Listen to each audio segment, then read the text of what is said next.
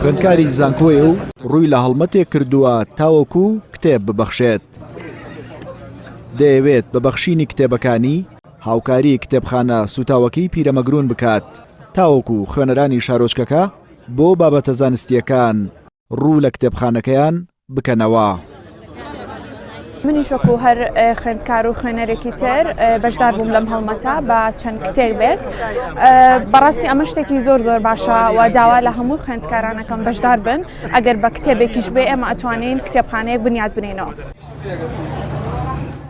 کتێب ئایندە بنیادنانەوە ناونیشانی هەڵمەتەکەیە بۆ کۆکردنەوەی کتێب کە بەشی تەکنیکی میدیای زانکۆی پۆلیتەکنیکی سلێمانی کەمپی چوارچرا لە ڕۆژانی 20 تا 22 مانگی 12 2020 بەڕێوەی دەبات.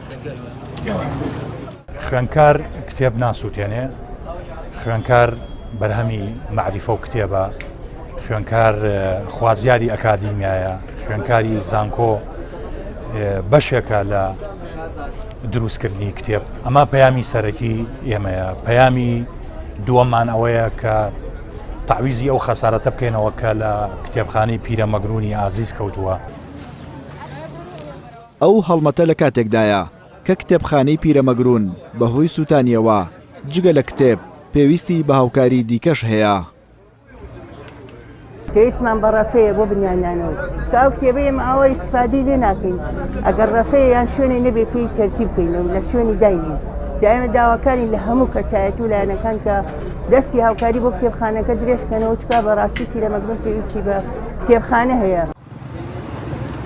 لە 24 مانگی ڕابردوودا لە کاتی خۆپیشاندان و ناڕزایی هاوڵاتیان بۆ داواکردنی مافەکانیان کتێبخانەی پیرەمەگرون و چەند فەرمانگەیەکی دیکە سوتان و ئەوە شوای کرد زیاتر لە 4500 سەرچاوی کتێب لەناو بچن. گۆران لوقمان NRT سلێمانی.